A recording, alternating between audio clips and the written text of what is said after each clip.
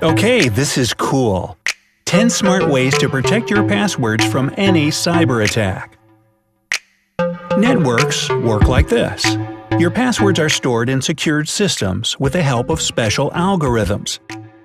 Violators try to access these passwords using different techniques. And over time, their methods have only gotten more and more effective. So how can you protect your private information? Well, avoiding the big mistakes on this list will definitely help you out with that. But before we start, don't forget to subscribe to our channel and turn on notifications so you won't miss a thing. Alright, number 10. Unsecure Wi-Fi networks. There's nothing more convenient than finding an open Wi-Fi network. Yeah, well, there's nothing more dangerous either. Unsecured Wi-Fi that doesn't require a password to use basically has free access to all your files. As a result, all of your activity can be monitored by a violator on the same Wi-Fi network. And that's how the intruder can get a hold of your private and most valuable information, like credit card numbers, emails, personal photos, and most importantly, passwords. If you absolutely have to use open Wi-Fi, like a public hotspot, just use a virtual private network, commonly known as VPN, to secure your Wi-Fi channel. This way, all of your data will be safe and sound. Number 9. Weak encryption and a Wi-Fi router without a PIN. If you're confused about what weak encryption is, don't worry, you're not alone. Just make sure you always use WPA protocol. It stands for Wi-Fi Protected Access, and is strong enough to prevent any violators from gaining access to your personal data. Keep in mind that this setting can be changed on the router's webpage. WEP protocol, which stands for Wired Equivalent Privacy, is way weaker, so try to stay away from it. Intruders can also use WPS, or Wi-Fi Protected Setup. Its vulnerability allows them to get Wi-Fi passwords even if you use WPA. To fight that, simply turn off the WPS method of authentication on your router's website and you'll be fine. Number 8. Unsecure sites. We all know the danger of those sketchy-looking sites, yet we still click on them anyway, thinking that nothing will happen if we do it just one time. Wrong. Sites without the lock symbol are really suspicious and can be used to get information from your computer without your authorization. This happens with the help of an MIM, also known as man-in-the-middle attack.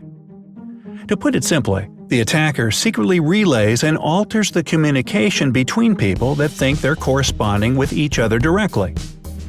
Also, if you're dealing with sites that require a login, like bank sites, check for that green bar alongside the green lock. This tells you that everything's secure. Number 7. Unknown programs. The same thing goes for unknown programs. Even if you download them or give them access to your data just once, chances are that your personal information will be violated. Allowing programs that you're unfamiliar with, or whose names you haven't heard of, might seriously damage the security of your computer. If it's absolutely necessary, or you've already made this mistake, you might want to delete that piece of software and run a thorough scan with your antivirus program. This will help you detect any possible problems and deal with them immediately. Number 6. Giving approval to link accounts with unknown sites.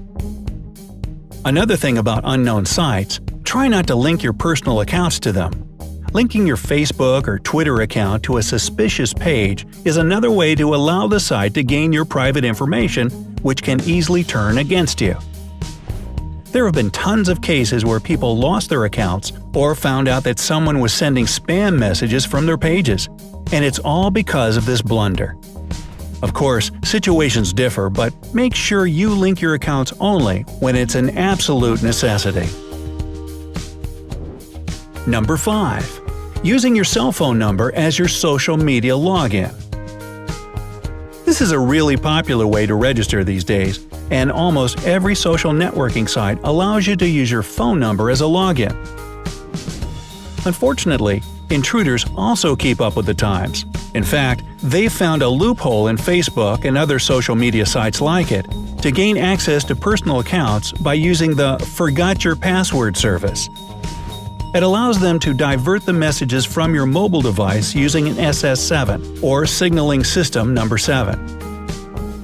To protect yourself, don't link your phone number with your social media accounts. Instead, use your username or email address to log in. If you want to register, use your current email if possible. Number 4. Skipping on system upgrades.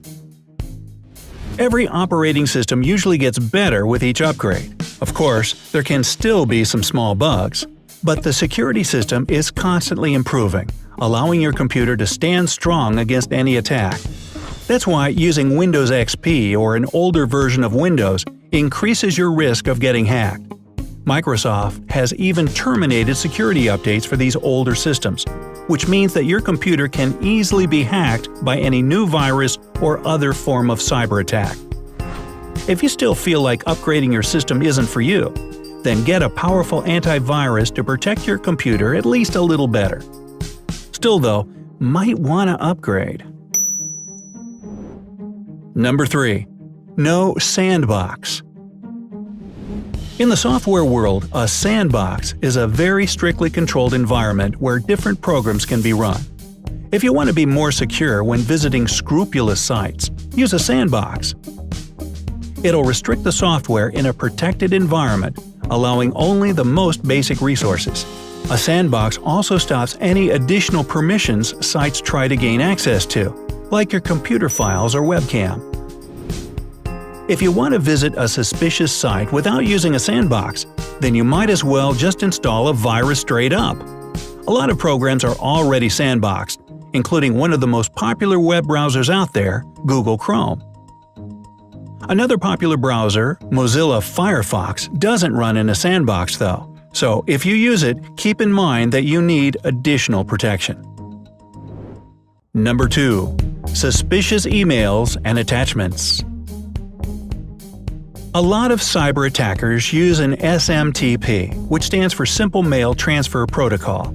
It's basically an internet standard for transferring emails, but it also allows intruders to insert malicious viruses, spam, and phishing websites onto their victim's computer. It's a little different if you use webmail systems like Gmail or Yahoo Mail. They use their own protocols to access email accounts on their own mail servers. But they still use SMTP when sending or receiving messages from outside their own systems.